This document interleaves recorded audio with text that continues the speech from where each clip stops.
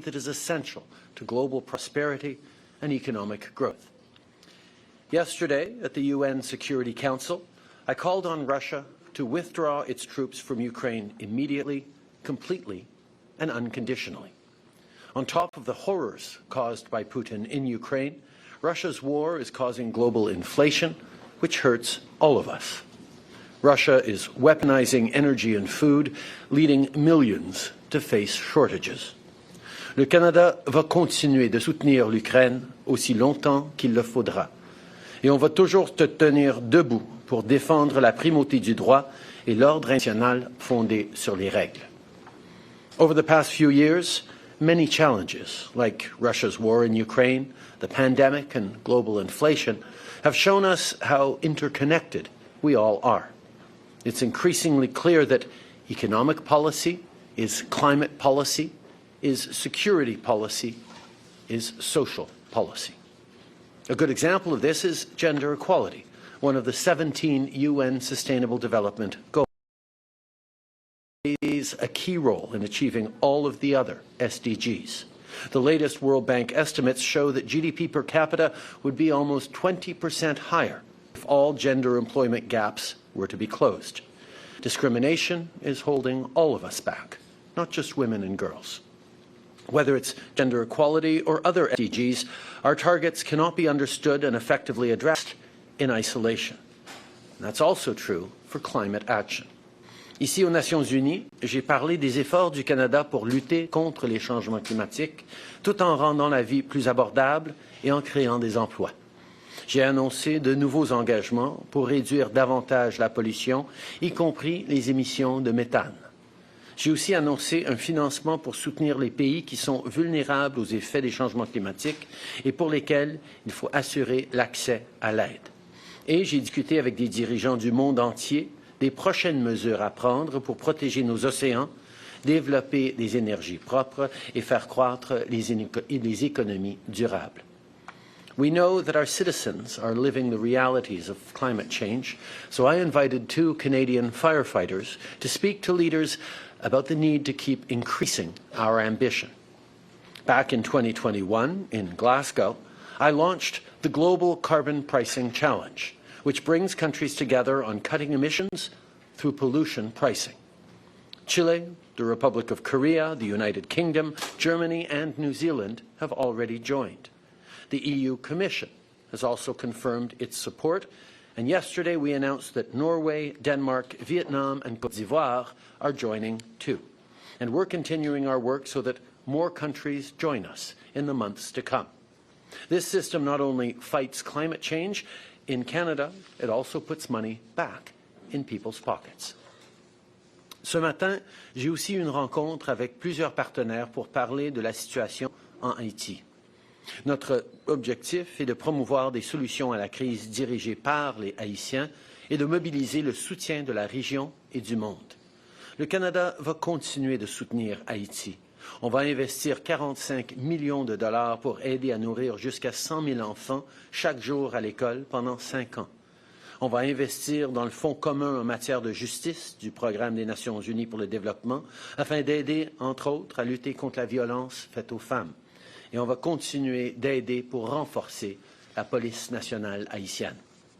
En plus de cette aide, aujourd'hui, on annonce de nouvelles sanctions sur 3 membres de l'élite économique haïtienne. Je tiens à remercier encore une fois tous ceux qui étaient présents ce matin et tous ceux qui travaillent activement sur des solutions pour aider les Haïtiens. Before I end today, I want to say a few words about the Affordable Housing and Groceries Act, the first piece of legislation introduced by our government this fall. This bill will amend the Competition Act to better protect families and consumers and help stabilize grocery prices for Canadians. And it will remove the federal GST on the construction of new apartment buildings to help get more rental units built faster. I urge opposition leaders back home to help us get today's real solutions passed quickly. We're focused on making life more affordable for Canadians, and we'll be continuing this work in the days and weeks to come. Thank you for being here. I'm now happy to take your questions. We will now start with the question and answer period. 1 question, 1 follow-up. The first question, la première question est à Radio-Canada. La parole est à vous. Bonjour, M. Trudeau, Daniel Timour, Radio-Canada. Le gouvernement indien a suspendu l'émission de visas pour des Canadiens qui veulent voyager là-bas. Parlant de questions de sécurité, est-ce que vous avez l'intention de riposter à ce genre de geste-là en français et en anglais, s'il vous plaît? On voudrait que le gouvernement de l'Inde prenne le temps de s'engager avec nous et de travailler avec le Canada pour faire suivi sur ces allégations et pour aider à s'assurer que la justice soit faite. Call upon the government of India to work with us, to take seriously these allegations and to allow justice to follow its course.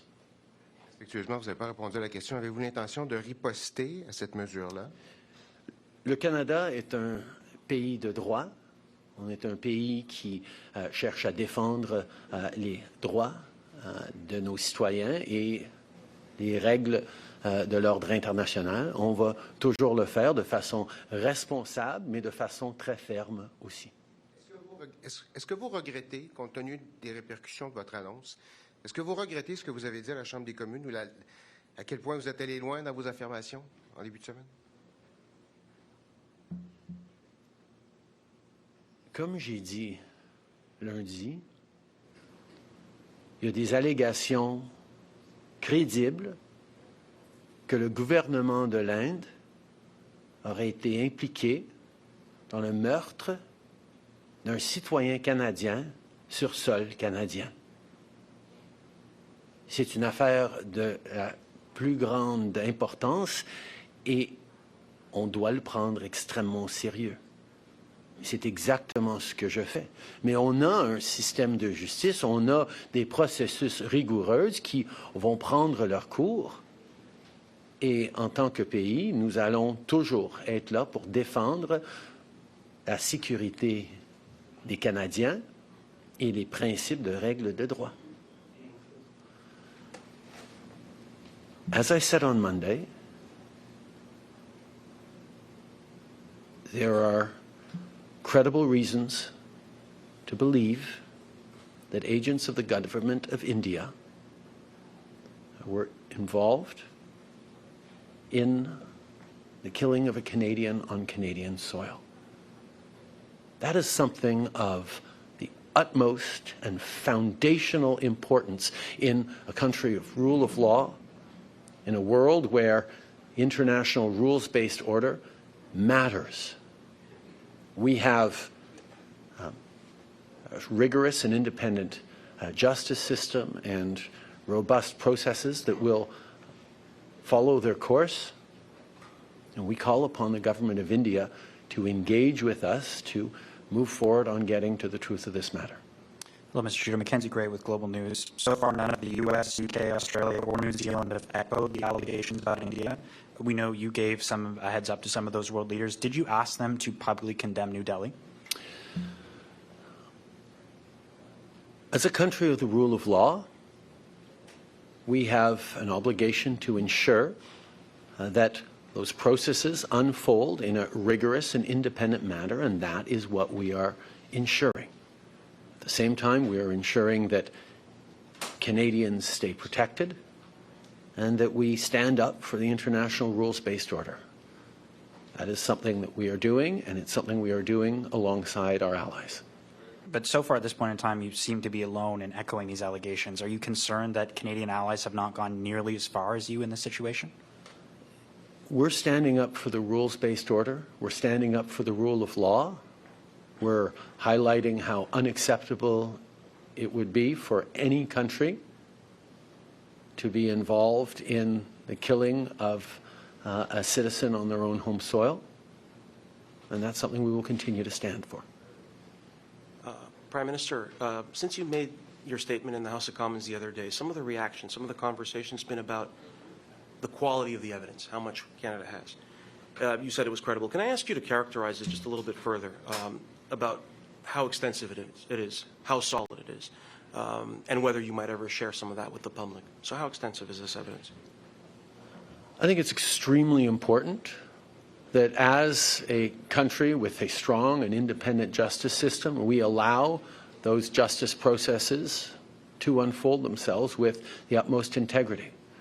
But I can assure you, the decision to share these allegations on the floor of the House of Commons Monday morning was not done lightly. It was done with, or Monday afternoon, was done with the utmost seriousness. Nous avons un système de justice rigoureux qui va suivre les étapes requises, mais je peux vous assurer que la décision de partager avec les Canadiens ces allégations extrêmement sérieuses lundi après-midi n'a pas été prise légère. I mean, if I understand correctly, are you suggesting that the evidence was extensive? Is that what you're saying? I'm repeating what I said on Monday afternoon, that there are credible allegations that we need to take extremely seriously as Canadians and indeed as a world. Did Prime Minister Modi confirm or deny these allegations when you talked to him about them? As I said, I had a direct and frank conversation with the Prime Minister in which I shared my concerns in no uncertain terms. Hi, Prime Minister. Tom Perry, CBC. Can I ask you, you've been asked about this already, but India has suspended visa services here in Canada. Are we going to reciprocate? Are you going to take some kind of action, tit-for-tat action in this? We call upon the government of India to take seriously this matter and to work with us to shed full transparency and ensure accountability and justice in this matter. We are a country of the rule of law. We are going to continue to do the work necessary to keep Canadians safe and to uphold our values and the international rules-based order. That's our focus right now. And when the two Michaels were taken into detention by China, you were quite successful. Your government was quite successful in rallying international support for Canada. It seems that countries are less eager to take as firm a stand on India. Why do you think that is? In the situation of the two Michaels, Canada grounded itself in the rule of law, in our values, in upholding our international treaties and obligations, and demonstrated that as a country of the rule of law, we will remain anchored in it. That's what we did as a country, and that's what we do on the international stage, whether we're standing up for Ukraine or emphasizing the importance of the international rules-based order in other contexts. The rule of law is there to protect Canadians, it's there to protect all citizens around the world, and Canada will always be crystal clear on our defense of that for the protection and safety of everyone. Hello, Prime Minister. Joy Malbin from CTV. I've got a question for my colleague in Ottawa, and I have another question about Ukraine. But first, can I ask you a couple of things about India? Will you share the evidence? And the other question about India is, can you tell us what kind of precautions that Canada is taking, security measures at the High Commission in India? First of all, Canada has a rigorous and independent justice system that we trust to follow through the processes. As a country of the rule of law, we will ensure that those processes are strictly abided by and respected. In terms of safety in Canada and safety of Canadians, we always take the safety of Canadians extremely seriously, whether at home or overseas. I can assure everyone that Canada is a safe country. I continue to call for calm and for Canadians to remain true to who we are, open, respectful, grounded in respect and trust in our institutions and our law enforcement and justice systems. Le Canada est un pays sécure, un pays qui respecte les différences, un pays qui va toujours être là pour défendre la sécurité et le bien-être de nos citoyens, ici au Canada ou ailleurs à travers le monde. Nous allons continuer de le faire.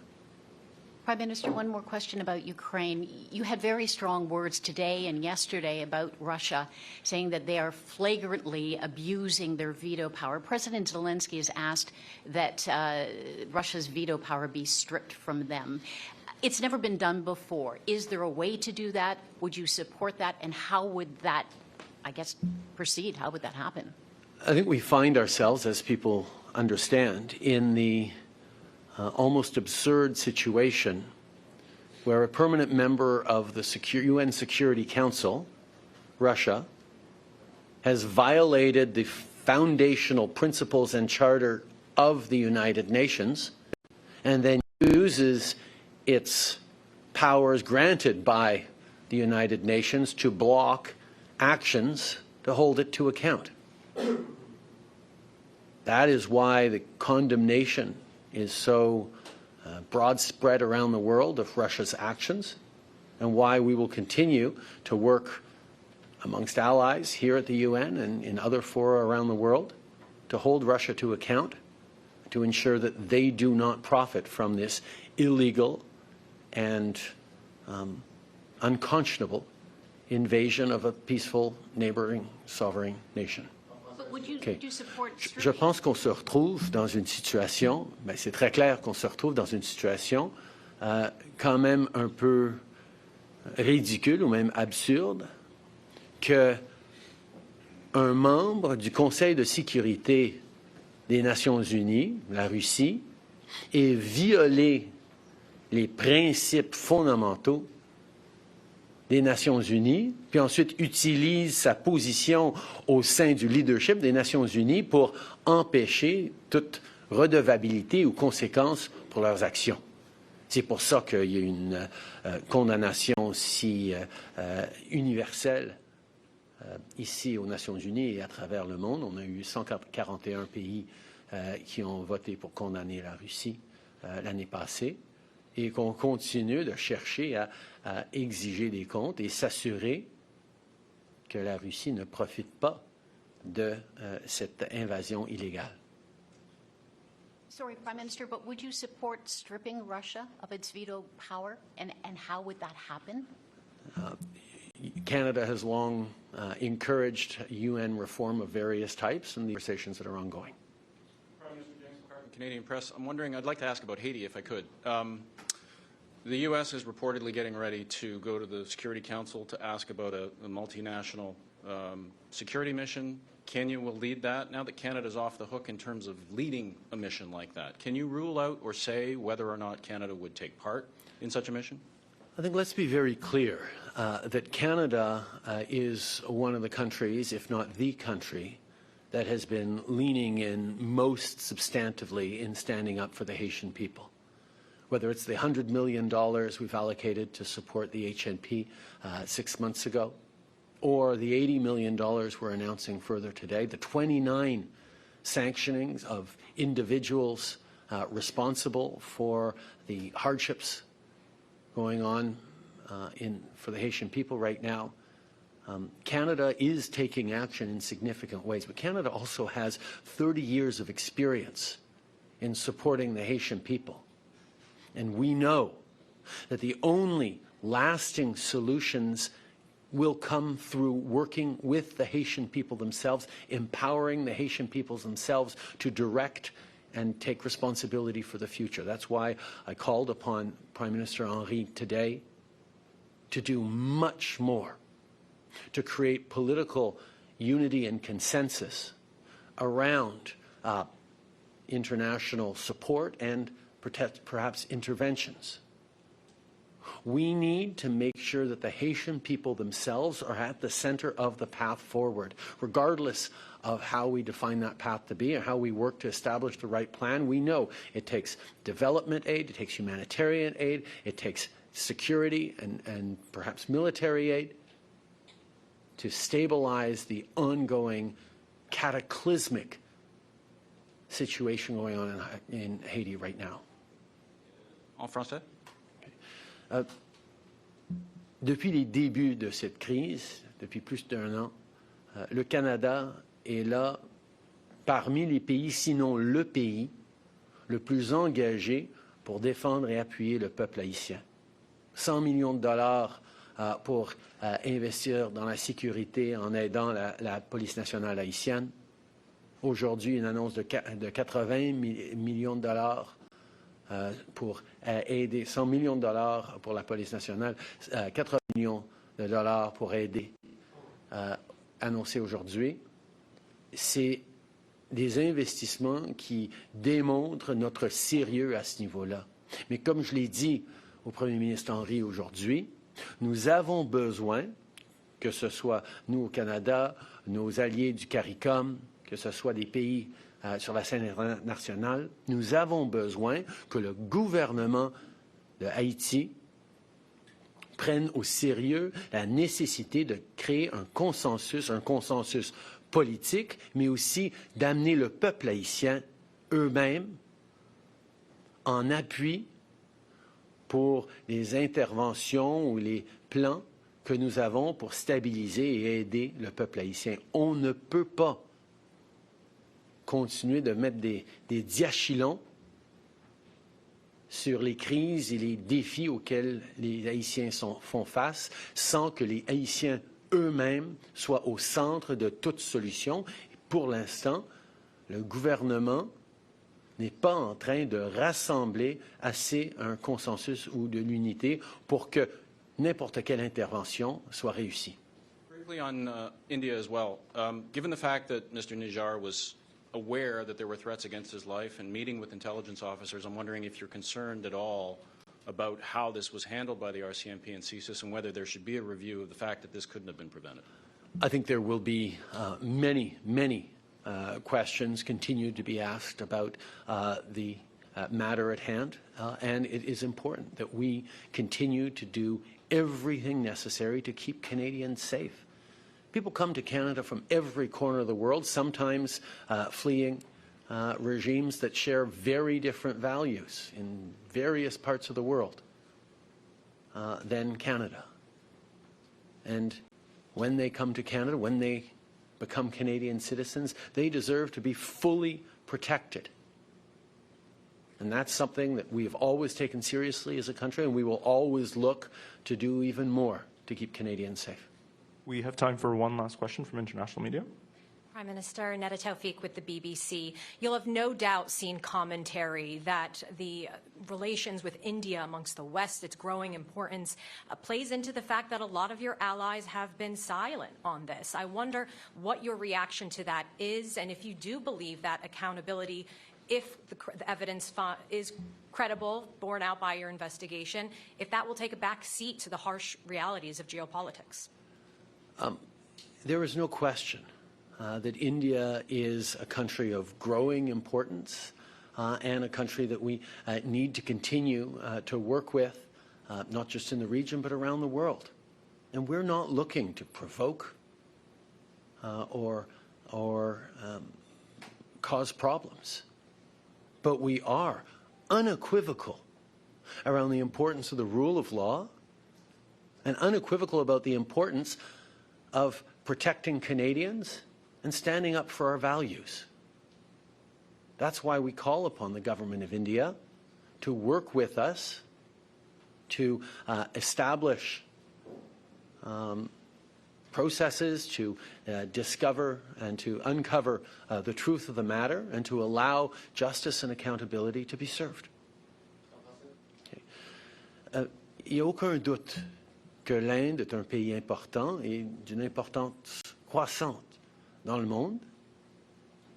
Et nous ne cherchons pas à provoquer ou à causer des différends. Mais nous allons toujours être sans équivoque sur les principes de droit et les valeurs que nous avons. Et c'est pour ça que nous demandons au gouvernement de l'Inde de travailler avec nous en toute transparence pour s'assurer que la justice suive son plein cours. That takes Merci us beaucoup to tout the le end monde. of our press conference.